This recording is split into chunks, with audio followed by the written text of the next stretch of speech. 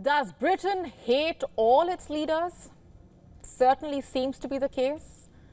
The official residence and the office of the British Prime Minister, 10 Downing Street, after all, has been witnessing a strange kind of musical chairs, with Prime Ministers entering and exiting almost like it's a parody episode.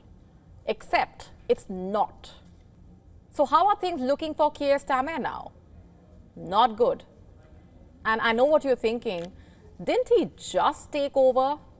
Yes. But you see, there's never a dull day or week in the UK political saga. While Keir Starmer has already been around, has hardly been around for long as Prime Minister, it's a long time in the UK.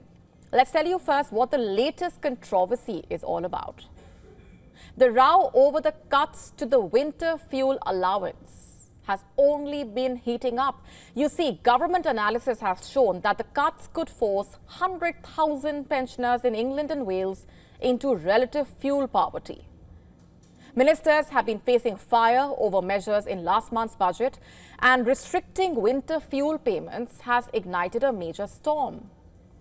In fact, after estimates that it would increase poverty among pensioners, a cabinet minister has said the move does not sit easily with him. This is the technology secretary, Peter Kyle, we are talking about. According to him, reportedly, the decision was made with a heavy heart. So why was the move taken?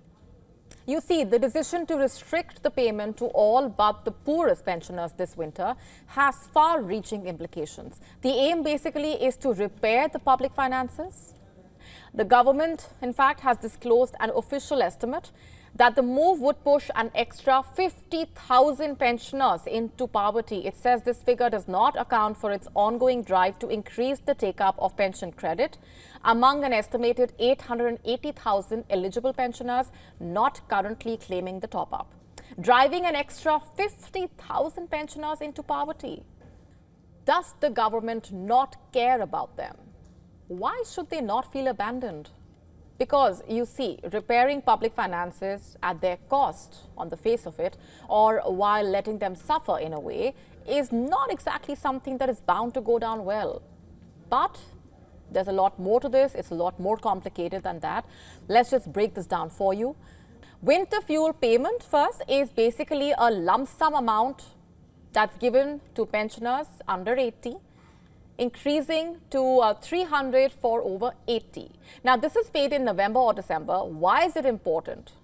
Rather, how important is it for the pensioners? Well, very. It is a tool to reassure the pensioners that they would be able to heat their homes in the winter.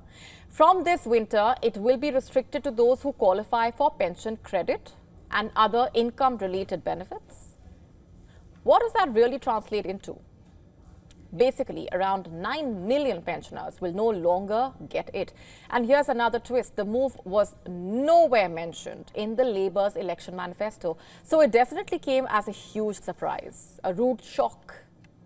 And there's a bigger shock coming in through the latest polls that reveal a rather grim picture. For whom? Well, let's start off with the British Prime Minister. According to the Observer poll, Keir Starmer's approval rating is low at minus 24 points. So has it changed from the last poll conducted a fortnight ago? Nope. In fact, new UK Conservative leader Kemi Badenoch is feeling the heat as well. Her first approval rating as the leader of the party is out, and it's looking bad. In fact, it's worse than the ones registered by Boris Johnson and even Rishi Sunak at the start of their stints. This is the opinion poll for the Observer that we are talking about.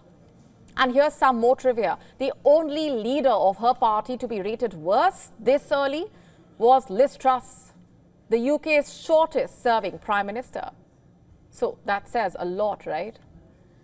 So is there no leader that the Britons like? Well, Keir Starmer would definitely hope that's not the case. To stay up to speed with the latest news, download the WION app and subscribe to our YouTube channel.